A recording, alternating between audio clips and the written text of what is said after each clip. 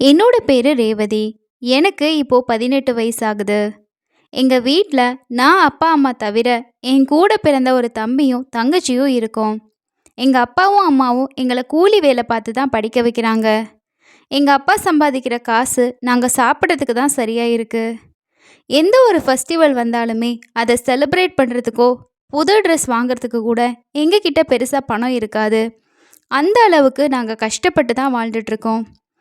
இப்படி இருக்கப்ப தான் அம்மாவும் அப்பாவும் ரெகுலராக வேலைக்கு போகக்கூடிய இடத்துல இன்னைக்கு நம்மளுக்கு பக்கத்து ஊரில் ஒரு வேலை இருக்குன்னு சொல்லியிருக்காங்க. அங்கே தான் நம்ம எல்லாம் போகிறோன்னு சொல்லி அம்மா அப்பா கூட இன்னும் நிறைய பேர்த்த சரக்கு ஆட்டோவில் ஏற்றிக்கிட்டு வேலைக்கு கூட்டிகிட்டு போயிட்டு இருந்திருக்காங்க. அப்படி போகிறப்ப தான் எதிர்பாராம அந்த சரக்கு ஆட்டோ ஒரு பள்ளத்தில் கவிழ்ந்துருச்சு. கவிழ்ந்ததில் என்னோட அம்மாவுக்கு காலில் அடிபட்டுருச்சு. என்னோட அப்பா தலையில் அடிபட்டு அவசர சிகிச்சை பிரிவில் அனுமதிக்கப்பட்டாரு. ஆனால் எவ்வளவோ போராடியும் என்னோட அப்பாவை காப்பாற்றவே முடியல. அம்மாவுக்கு காலில் எலும்பு முறிவு ஏற்பட்டுச்சு. அதுக்கப்புறமா அந்த காயம் அதிகமானதுனால அவங்களோட கால் ரெண்டுமே எடுக்க வேண்டிய ஒரு சூழ்நிலை ஏற்பட்டுருச்சு. என்னோட அப்பா போனதுக்கப்புறமா எங்கள் குடும்பம் இன்னமுமே சிரமப்பட ஆரம்பிச்சிச்சு. அம்மாவுக்கு கால்கள் ரெண்டும் அகற்றப்பட்டதுனால அவங்க வீட்டில் இருக்க வேண்டிய சூழ்நிலையும் ஏற்பட்டுச்சு. நாங்கள் சாப்பாட்டுக்கே ரொம்ப கஷ்டப்பட வேண்டிய நிலைக்கு தள்ளப்பட்டோம். அந்த வீட்டில் நான் தான் மூத்த பிள்ளை. அதனால அம்மாவையும் தம்பியையும் தங்கச்சியையும் நான் தான் பார்த்துக்கணும் அப்படிங்கிற ஒரு சூழ்நிலையும் பொறுப்பும் எனக்கு வந்துச்சு. இந்த சூழ்நிலையில் நான் வேலைக்கு போனாதான் வருமானம் அப்படிங்கிற ஒரு நிலமை. அதனால எங்கள் ஊரில் இருக்கக்கூடிய ஒரு கடைக்கு வேலைக்கு போகலான்னு சொல்லிட்டு அங்கே போயிட்டு எனக்கு வேலை கிடைக்குமான்னு சொல்லி கேட்டேன். அவங்களும் பேக் பண்ணக்கூடிய வேலை இருக்குது, வேணும்னா சேர்ந்துக்கோங்கன்னு சொன்னாங்க. இப்போதைக்கு இந்த வேலை தான் நமக்கு யூஸ்ஃபுல்லாக இருக்கும்னு சொல்லிட்டு நானும் அந்த கடையில் வேலைக்கு சேர்ந்துட்டேன். கடையில் வேலை நல்லா தான் போய்கிட்டு இருந்துச்சு. ஆனால் அங்கே வேலை செய்கிறப்போ அங்கே வரக்கூடிய ஆண்கள் என்கிட்ட தப்பாக பேசுகிறதும் என்னை தப்பாக பார்க்குறதும் எனக்கு ரொம்பவே கஷ்டமாக இருந்துச்சு. அவங்க என்கிட்ட ரொம்பவே உரிமை எடுத்துக்கிட்டு தவறான விதத்தில் என்னை பயன்படுத்த முயற்சி செஞ்சாங்க. அந்த கடையில் சம்பளம் ஓரளவுக்கு நல்லா இருந்தாலும் அங்கே வர்றவங்க என்கிட்ட நடந்துக்கிற முறை எனக்கு பிடிக்கவே இல்லை. இதுக்கு மேலேயே நம்ம இங்கே வேலை செய்கிற வேண்டாம் அப்படின்னு முடிவெடுத்து அக்கம் பக்கத்தில் கிடைக்கக்கூடிய வீட்டு வேலைக்கு போக ஆரம்பித்தேன். அக்கம் பக்கம் உள்ள வீடுகளில் நம்ம வீட்டு வேலைக்கு போனாலும் அங்கே கிடைக்கக்கூடிய காசு என்னோட அம்மாவுக்கு ட்ரீட்மெண்ட் பார்க்க கூட பத்தலை. ரொம்பவே சிரமப்படுறதுனால ஏதாவது ஒரு வீட்டில் தங்கி வேலை பார்த்தா இன்னும் கொஞ்சம் காசு அதிகமாக கிடைக்கும், எல்லா வேலையும் நம்ம அங்கே பார்த்துக்கலாம், ஸோ அங்கேயே நம்ம தங்கிக்கலாம் அப்படின்னு சொல்லி முடிவெடுத்தேன். இதனால தான் என்னோட அப்பாவோட ஃப்ரெண்டுக்கும் என்னோட தெரிஞ்சவங்க மூலமாக இப்படி ஏதாவது ஒரு இடத்துல வேலை கிடைக்குமான்னு சொல்லுங்க அப்படின்னு சொல்லி கேட்டேன். அவங்களும் எங்களுக்கு ஏதாவது தகவல் தெரிஞ்சால் உனக்கு சொல்கிறோன்னு சொல்லி சொன்னாங்க. அது கிடைக்கிற வரைக்கும் இப்போ இருக்க வேலையே பார்க்கலான்னு சொல்லி வேலையை பார்த்துட்டு இருந்தேன். அப்போ தான் ஒரு நாள் என்னோட அப்பாவோட ஃப்ரெண்டு எங்கள் வீட்டுக்கு வந்தார். அவர் அம்மா கிட்ட சொன்னார், ரேவதி கேட்ட மாதிரி பக்கத்து டவுனில் ஒரு ஃபேமிலி அவங்க வீட்டில் தங்கி வேலை பார்க்குற மாதிரி ஒரு பொண்ணு வேணும்னு சொல்லி கேட்டாங்க. நம்ம ரேவதி கேட்டிருந்தா இல்லையா, அதனால தான் நான் சொல்லலான்னு வந்தேன்னு சொல்லி அம்மா கிட்ட சொன்னாங்க. அதுக்கப்புறமா அந்த ஃபேமிலி பற்றின எல்லா டீட்டெயில்ஸையும் என்னோட அப்பாவோட ஃப்ரெண்டு அம்மா கிட்ட சொன்னாங்க. அவங்க ஹஸ்பண்ட் அண்ட் ஒய்ஃபும் அவங்க பையனும் தான் அந்த வீட்டில் இருக்காங்க.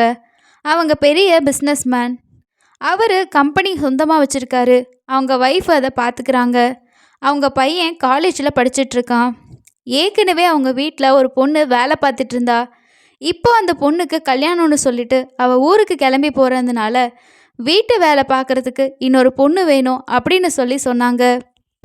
கல்யாணம் ஆகாத பொண்ணாக இருந்தால் பரவாயில்ல, ஏன்னா தங்கி வேலை பார்க்குறதுக்கு அப்போ தான் சௌரியமாக இருக்கும், உங்களுக்கு தெரிஞ்சவங்க யாராவது இருந்தாங்கன்னா சொல்லுங்கன்னு சொல்லி எனக்கு தகவல் சொன்னாங்க. அதுதான் நம்ம ரேவதியை அங்கே கூட்டிகிட்டு போய் விடலான்னு சொல்லி இந்த தகவலை வந்து சொன்னேன். அங்கேயே நீ தங்கிக்கலாம், உனக்கு சாப்பாடு ரூம் எல்லாமே கொடுத்துருவாங்க, மாதம் 15,000 சம்பளம்னு சொல்லி சொன்னாங்க. இதை கேட்டதுமே எனக்கு ரொம்பவே சந்தோஷமாக இருந்துச்சு. இப்போ இருக்க எங்கள் குடும்ப சூழ்நிலைக்கு 15,000 சம்பளங்கிறது ரொம்பவே பெரிய தொகையாக இருக்குது. சாப்பாட்டு செலவு கிடையாது, அங்கேயே தங்கிக்கலாம். அப்படின்னும் போது இந்த காசை நம்ம வீட்டுக்கு அப்படியே அனுப்பிடலாம், நம்ம ஃபேமிலி இன்னும் கொஞ்சம் நல்லா இருக்கும் அப்படின்னு சொல்லி நானும் அந்த வேலைக்கு போக சம்மதித்தேன். இதுக்கப்புறமா நான் அந்த வேலைக்கு போகிறதுக்கு தயாராகவும் ஆரம்பித்தேன். என்னோடய ட்ரெஸ் எல்லாம் பேக் பண்ணிவிட்டு அடுத்த நாளே அவங்க கொடுத்த அட்ரஸ்க்கு போகணும்னு சொல்லி பஸ் ஏறிட்டேன். போகும்போது என்னோட தம்பியும் தங்கச்சியும் அம்மாவை நல்லபடியாக பார்த்துக்கோங்க, நான் மாதம் உங்களுக்கு காசை அக்கௌண்ட்டில் அனுப்பிடுவேன். எடுத்து நீங்கள் சாப்பாட்டு செலவுக்கு பார்த்துக்கோங்கன்னு சொல்லிட்டு போனேன். ஒரு பக்கம் வேலை கிடைச்ச சந்தோஷமா இருந்தாலும், குடும்பத்தை விட்டு முதல் முறையா பிரியறமே அப்படிங்கிற ஒரு கவலையும் என்னோட மனசுல இருந்துச்சு. இப்படி கஷ்டப்படக்கூடிய ஃபேமிலியில எத்தனை பேர் இப்படி வேலை பார்க்குறாங்க? சரி, நமக்கு இந்த வேலை தான் முக்கியம்னு சொல்லி கிளம்பிட்டேன். பஸ்ஸை விட்டு இறங்குனதுமே என்னோட அப்பாவோட ஃப்ரெண்டு கொடுத்த அந்த அட்ரஸை ஆட்டோக்காரர்கிட்ட சொல்லி கரெக்டாக அந்த வீட்டுக்கு வந்து இறங்கிட்டேன். அந்த வீட்டை பார்த்ததுமே எனக்கு ரொம்பவே ஆச்சரியமா இருந்துச்சு. இந்த வீட்டில் தான் நம்ம தங்க போகிறோமா? வாழ்க்கையில் இப்படி ஒரு வீட்டை பார்ப்போமானே நான் யோசிச்சதில்ல. கடவுள் நமக்கு எப்படி ஒரு வாழ்க்கையை கொடுத்துருக்காரு பாரு அப்படின்னு சொல்லி நினச்சிக்கிட்டு அந்த வீட்டுக்குள்ளே போனேன். அந்த வீடு பெரிய மாளிகை மாதிரி இருந்துச்சு. எல்லா வசதியுமே இருந்துச்சு. 4-5 காரு அவங்க வீட்டுக்குள்ளே இருந்துச்சு. இப்படி ஒரு வீடா அப்படின்னு சொல்லி ஒரு திகைப்பிலேயே அந்த வீட்டுக்குள்ளே போனேன். அங்கே போனதுக்கப்புறமா நான் யார் என்னன்னு சொல்லி கேட்டாங்க. நான் தான் புதுசாக வேலைக்கு வந்திருக்கேன், ஊரில் இருந்து அனுப்பியிருக்காங்கன்ற எல்லா தகவலையும் சொன்னதுக்கப்புறமா அவங்க எனக்கு ஒரு ரூம் கொடுத்தாங்க. அங்கே என்னோட திங்ஸ் எல்லாம் வச்சுட்டு அதுக்கப்புறம் சமையல் கட்டில் போயிட்டு என்னோட வேலையை பார்க்க ஸ்டார்ட் பண்ணேன். அதுக்கப்புறமா அங்கே என்னென்ன வேலை செய்யணும் அப்படின்னு சொல்லிட்டு அங்கே வேலைக்கு ஆல்ரெடி இருந்த அந்த அக்கா எனக்கு எல்லாமே சொல்லி கொடுத்தாங்க. அவங்க ஒரு வாரம் எனக்கு எல்லா விஷயத்தையும் சொல்லி கொடுக்கணும் அப்படின்றதுக்காக அதே வீட்டில் இருந்தாங்க. நானும் ஒரு சின்ன சின்ன விஷயங்களையும் கேட்டு அவங்களுக்கு எப்படி பிடிக்கும், என்னென்ன செய்யணுன்ற எல்லா விஷயத்தையுமே கற்றுக்கிட்டேன். அதுக்கப்புறம் என்னோட வேலை நல்லபடியாக போச்சு. மாதம் மாதம் சரியான தேதியில் என்னோட சம்பளத்தை கொடுத்துருவாங்க. அந்த காசை என்னோட தங்கச்சியோட அக்கௌண்ட்டுக்கு நான் பேங்க் மூலமாக அனுப்பிடுவேன். அவங்களும் அந்த காசை எடுத்து அவங்களுக்கு தேவையான செலவுகளை பண்ணிக்குவாங்க. அம்மா, தங்கச்சி, தம்பி எல்லாம் எப்படி இருக்காங்கன்னு சொல்லி அடிக்கடி லெட்டர் எழுதுறது மூலமாக நான் தெரிஞ்சுக்குவேன். இந்த வேலைக்கு வந்ததுக்கப்புறமா என்னோட தம்பியும் தங்கச்சியும் பழையபடி ஸ்கூல் போக ஆரம்பித்தாங்க. அம்மாவும் கவலை இல்லாமல் வீட்டில் அவங்க 2 பேர்த்தையும் பார்த்துக்கவும் ஆரம்பித்தாங்க. பரவாயில்ல, நம்ம இந்த வேலைக்கு வந்ததுனால இன்றைக்கி நம்மளோட ஃபேமிலி இந்த நிலைமையில் இருக்கே அப்படின்னு சொல்லி என்னோடய வேலையை நான் நல்லபடியாக பார்த்துட்டு இருந்தேன். ஆனால் அந்த வீட்டில் இருக்கக்கூடிய முதலாளியும் அவங்களோட பையனும் என்னை பார்த்த அந்த பார்வைகள் எனக்கு தப்பாக தான் தோணுச்சு. ஆனால் என்னால் இந்த வேலையை விட்டு போக முடியாது, இங்கே தான் இருந்தாகணும் அப்படின்ற ஒரு சிச்சுவேஷன். அதனால் அது எதையுமே கண்டுக்காமல் நான் என் வேலையை பார்க்க ஆரம்பித்தேன். நான் வேலை பார்க்குற வீட்டோட முதலாளியோட பேர் ஆனந்த், அவங்க பையனோட பேர் ரேவந்த்.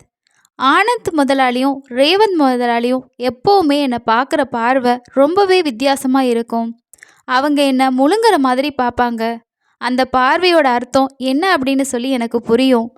ஏன்னா நான் ஏற்கனவே வேலை செஞ்ச இடத்துல ஆண்கள் என்கிட்ட எப்படி நடந்துக்கிட்டாங்க அப்படிங்கிறது எனக்கு ஓரளவுக்கு தெரிஞ்சிருந்தது. அதனால் அதை நான் கண்டுக்காமையே என்னோட வேலையை பார்க்குறதுலே மும்முரமாக இருந்தேன். ஒவ்வொரு தடவையும் ரேவந்த் என்னை பார்க்குறது, என்கிட்ட பேசுகிறது எல்லாமே அவர் என்ன ஆசைப்படுறாரு அப்படிங்கிறத மறைமுகமாக என்கிட்ட சொல்ல முயற்சி பண்ணார்.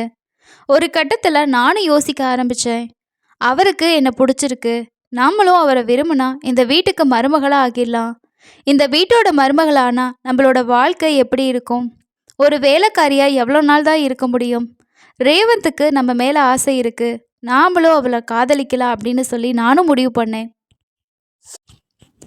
இதுக்கப்புறமா ரேவந்த் எப்பெல்லாம் என்கிட்ட பேச வர்றாரோ நானும் அவர்கிட்ட சந்தோஷமாக பேச ஆரம்பித்தேன். அவரும் என் மனசில் அவர் மேலே ஒரு காதல் இருக்குது அப்படிங்கிறத புரிஞ்சுக்கிட்டாரு. 2 பேரும் அதுக்கப்புறமா ஒருத்தர் காதலிக்க ஆரம்பித்தோம். ஒரு கட்டத்துக்கு மேலே ரேவந்த் நான் வீட்டு வேலைக்காரியாக வாழாமல் ஒரு மகாராணி போல் வாழணும் அப்படின்னு சொல்லி முடிவெடுத்தேன்.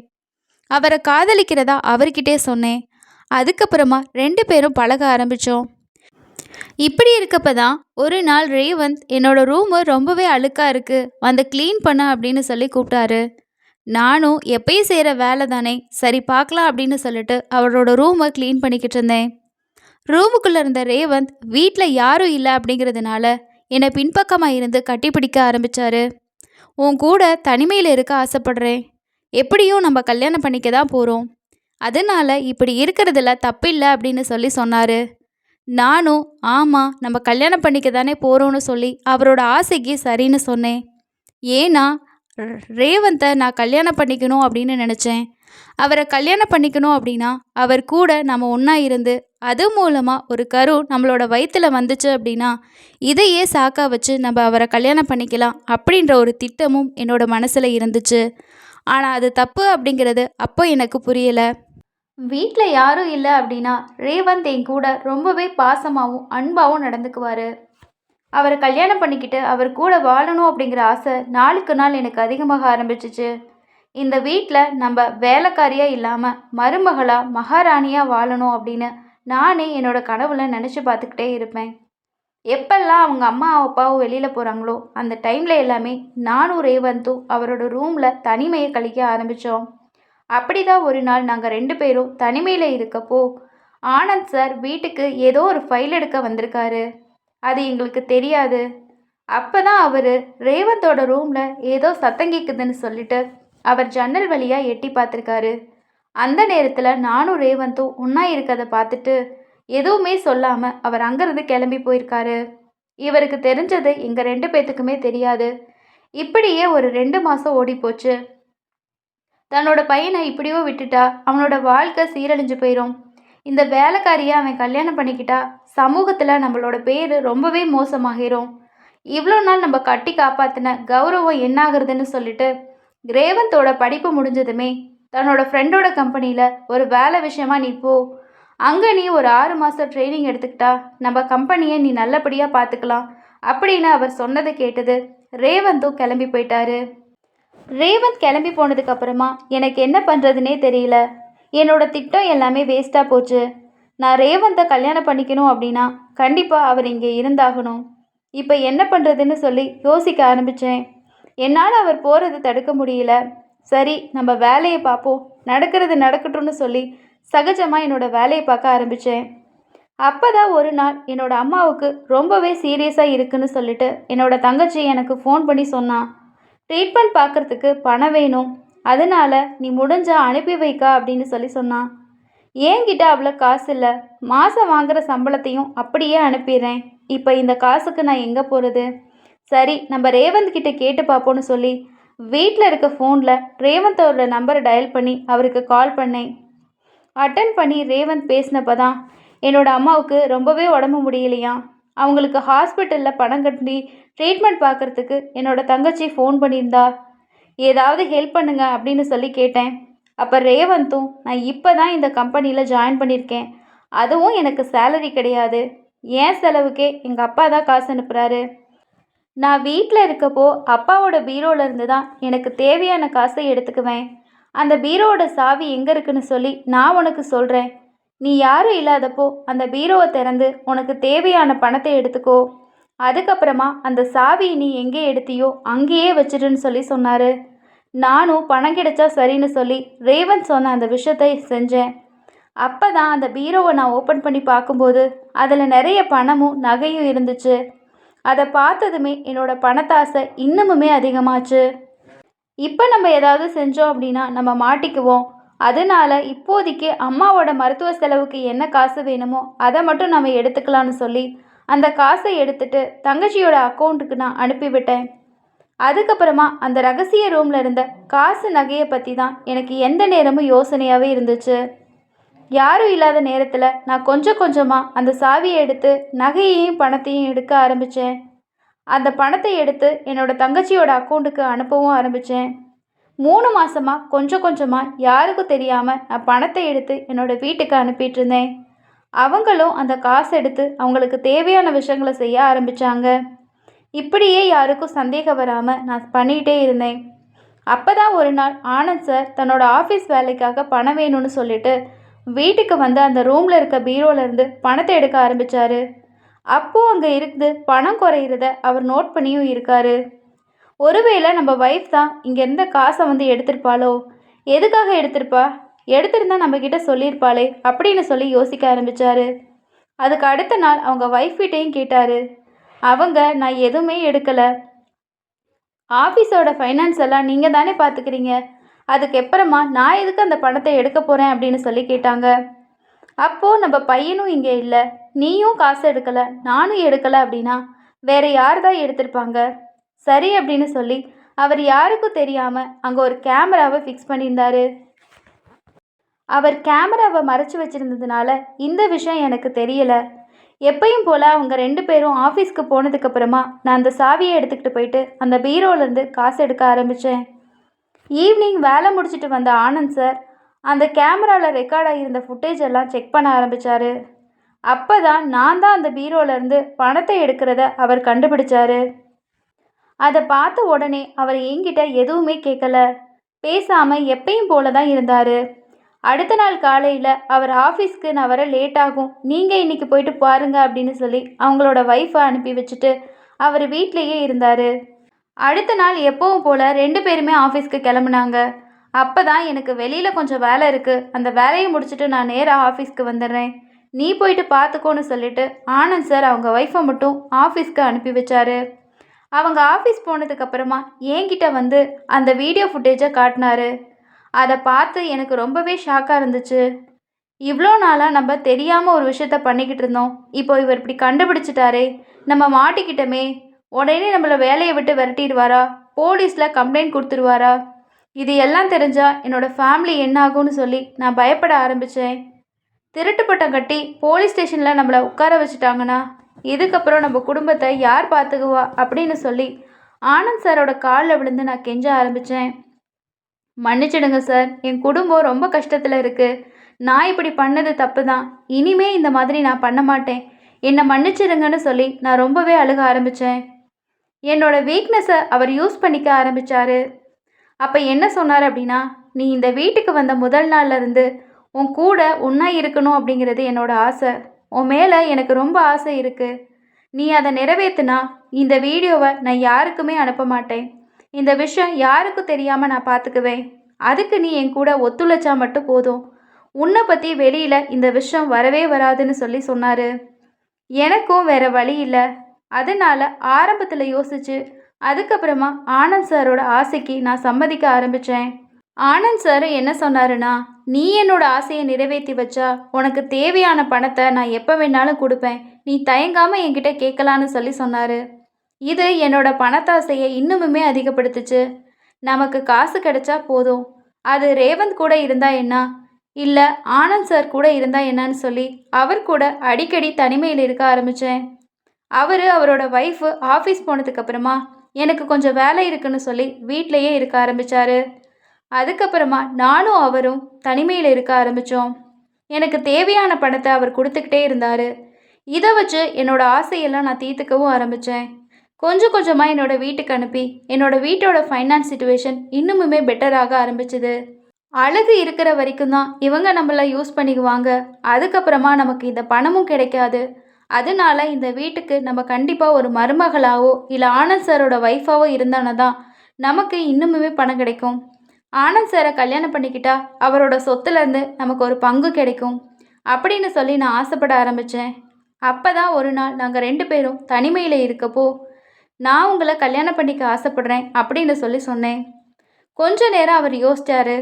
அதுக்கப்புறமா, சரி நான் உன்னை கல்யாணம் பண்ணிக்கிறேன், ஆனால் நீ இதை பற்றி யார்கிட்டையுமே சொல்லக்கூடாது, நேரில் வர்றப்ப நானே வீட்டில் சொல்லி உன்னை இங்கேயே தங்க வச்சுக்கிறேன் அப்படின்னு என்கிட்ட சத்தியம் பண்ணார். ரேவந்தை விட அவங்க அப்பா ஆனந்த் சார் நான் கேட்குறப்ப பணம் மட்டும் இல்லாமல் நான் கேட்காத விஷயங்களையும் நிறைய பண்ணி கொடுக்க ஆரம்பித்தார். அதனால நான் கொஞ்சம் கொஞ்சமாக ரேவந்தை மறந்து ஆனந்த் சார் கூட வாழ ஆரம்பித்தேன். இப்படியே போகிறப்ப தான் ஒரு நாள் ஆனந்த் சாருக்கு ஏதோ பிஸ்னஸ் மீட்டிங் இருக்குன்னு சொல்லி பெங்களூருக்கு கிளம்பி போயிட்டாரு. அந்த நேரம் பார்த்து ரேவந்துக்கு லீவுன்னு சொல்லிட்டு வீட்டுக்கு வந்திருந்தாரு. நான் ரேவந்த் கூட பேசவே இல்லை. ஆனால் ரேவந்த் எப்பவும் போல் என் பக்கத்தில் வந்து பழைய மாதிரி பேச ஆரம்பித்தார். ஆனால் நான் தான் அவர்கிட்ட முகம் கொடுத்து பேசவே இல்லை. இப்போ ஆனந்த் கூட சார் கூட கல்யாணம் பண்ணிக்கலான்னு நம்ம இருக்கோம், இந்த நேரத்தில் நம்ம எதுக்காக ரேவந்த் கிட்ட பழகணும்னு சொல்லி நான் அவரை விட்டு விலக ஆரம்பித்தேன். நான் விலகி போகிறத பார்த்துட்டு, எதுக்காக இப்படி இருக்க, முன்னெல்லாம் நீ என்கிட்ட எப்படி நடந்துக்குவ, இப்போ உனக்கு என்னாச்சுன்னு சொல்லி ரேவந்த் என்கிட்ட வந்து பேச ஆரம்பிச்சுக்கிட்டே இருந்தார். நான் எதுக்குமே பிடி கொடுக்கவே இல்லை. அப்படி தான் அம்மா வேலைக்கு போயிட்டாங்க. ரேவந்தோட அம்மா ஆஃபீஸ்க்கு போன டைமாக பார்த்து என்னை ரேவந்த் ரூமுக்கு கூப்பிட்டாரு. நானும் அவர் காஃபி கேட்டாருன்னு சொல்லி எடுத்துகிட்டு போனேன். ஆனால் ரேவந்த் என்ன பண்ணாருன்னா, எனக்கு விருப்பமே இல்லாமல் என்னை வலுக்கட்டாயமாக தனிமையில் இருக்க ஆரம்பித்தார். நான் எவ்வளோ கெஞ்சியும் அவர் என்னை விடவே இல்லை. ரேவந்த், இவ்வளோ நாளாக நான் உன்னை விட்டுட்டு இருந்தேன், இப்போ ஏன் நீ இப்படி பண்ணுற, முன்னெல்லாம் நான் கேட்காம நிறைய விஷயம் கொடுப்பேன், இப்போ ஏன் இந்த மாதிரி பண்ணுறேன்னு சொல்லி எவ்வளவோ கேட்டார். ஆனால் எனக்கு ஆனந்த் சார் கூட தான் இருக்கணும் அப்படின்றது இருந்துச்சு. ஆனாலுமே என்னை வலுக்கட்டாயமாக அவர் யூஸ் பண்ணிக்க ஆரம்பிச்சாரு. ரேவந்த் என்னை ஃபோர்ஸ் பண்ணதுக்கு அப்புறமா நான் அவர் முகத்தை கூட பார்க்கவே இல்லை. நம்ம வேணான்னு சொல்லியும் இந்த மாதிரி வெறி பிடிச்சி பண்ணுறாரேன்னு சொல்லிட்டு அவர்கிட்டேருந்து விலகியே இருந்தேன். அதுக்கப்புறம் ஆனந்த் மீட்டிங் முடிச்சுட்டு வீட்டுக்கு வந்துட்டாரு. நான் அவர்கிட்ட போயிட்டு வீட்டில் நடந்த எல்லா விஷயத்தையுமே சொன்னேன். அதை கேட்டு அவர் ரொம்பவே கோவப்பட ஆரம்பிச்சாரு. தன்னோட பையனை கூப்பிட்டு, உனக்கும் வேலைக்காரிக்கும் என்ன ரிலேஷன்ஷிப் இருக்குன்றது எனக்கு தெரியும். இந்த ரிலேஷன்ஷிப்பை இப்போயோடு முடிச்சுக்கோ. இதை கண்டினியூ பண்ணுறது உனக்கும் உன்னோட ஃப்யூச்சருக்கும் நல்லதில்லை அப்படின்னு சொல்லி அட்வைஸ் பண்ணார். இதை புரிஞ்சுக்கிட்டு ரேவந்தும் என்னை விட்டு விலகி போக ஆரம்பித்தார். வீட்டுக்கு தெரிஞ்சதுக்கப்புறமா நம்ம ரேவதி கூட எந்த ஒரு கான்டாக்டும் வச்சுக்க கூடாதுன்னு ரேவந்த் என்னை விட்டு விலகியே இருந்தார். நானும் இது நல்ல விஷயம்னு சொல்லி இருந்தேன். இப்படியே ஒரு 10 நாள் போச்சு. ஒரு நாள் ரைட்டு ரேவந்த் தண்ணி குடிக்கிறதுக்காக கிச்சனுக்கு வந்திருக்காரு. அப்போ நானும் ஆனந்தும் ஒரு ரூமில் ஒன்றா இருக்கதை அவர் பார்த்துட்டாரு. தன்னோட காதலி கூட அப்பா இப்படி பண்ணுறாரேன்னு சொல்லி ரேவந்துக்கு கோபம் அதிகமாச்சு. உடனே ரூம்குள்ளே வந்து அவர் கூட சண்டை போட ஆரம்பித்தார். நான் காதலிச்சது தப்புன்னு நீங்கள் சொன்னீங்க. இப்போது அவ கூட நீங்கள் இந்த மாதிரி ஒரு ரிலேஷன்ஷிப்பை வச்சுருக்கிறது என்னன்னு சொல்லி சொல்ல முடியும்? இது மட்டும் தப்பு இல்லையா? இது என்னோட அம்மாவுக்கு நீங்கள் செய்கிற துரோகம் இல்லையான்னு சொல்லி கேட்டார். அதுக்கு ஆனந்த் என்ன சொன்னார் அப்படின்னா, நான் இவளை கல்யாணம் பண்ணிக்க போகிறேன், அதனால அவ கூட நான் ஒன்றா இருக்கேன், உனக்கு இதில் என்ன பிரச்சனைன்னு சொல்லி கேட்டார்.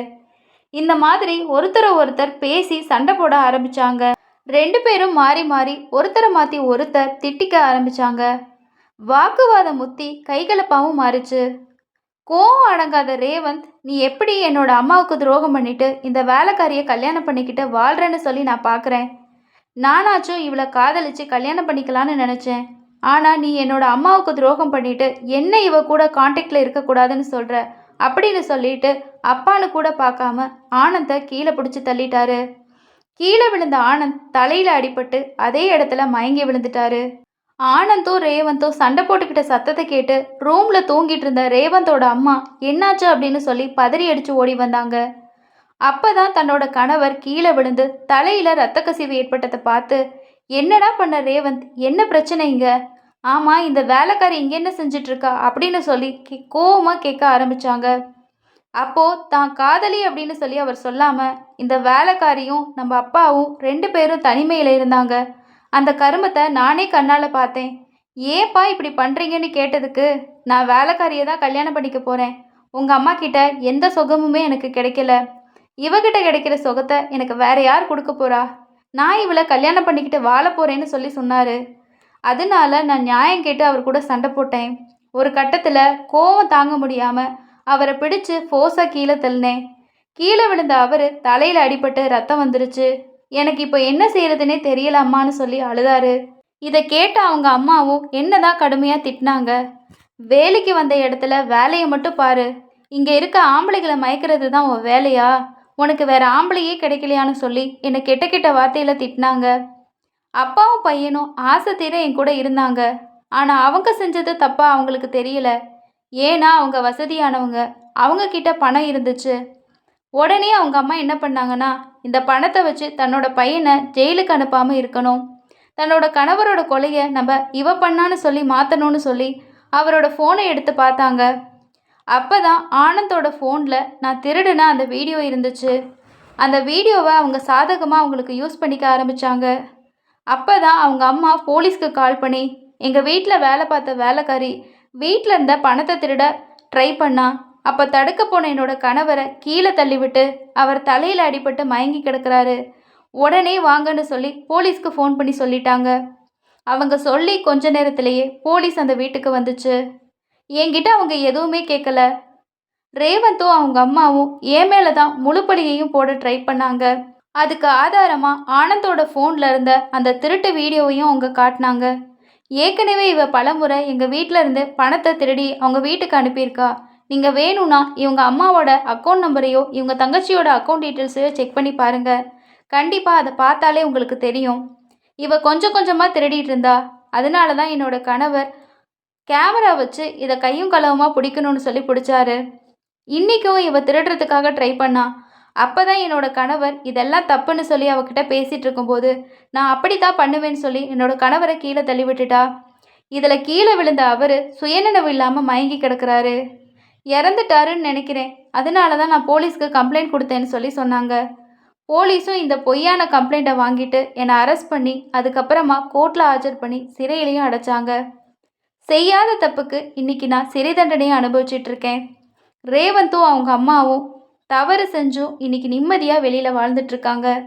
என்னதான் நான் ரேவந்தை காதலிச்சிருந்தாலும் அவரை தான் கல்யாணம் பண்ணிக்கணுன்ற ஒரு முடிவில் உறுதியாக இருந்திருக்கணும். ஆனால் என்னோட பணத்தாசையினால் நான் அவங்க அப்பா ஆசைப்பட்டதுக்கு சரின்னு சொல்லி சொன்னேன். அது என்னோட வாழ்க்கையை எந்த ஒரு சூழ்நிலையில் கொண்டு வந்து விட்டுருக்கு அப்படின்றது இப்போ தான் எனக்கு புரியுது. புரிஞ்சும் என்ன பண்ண முடியும்?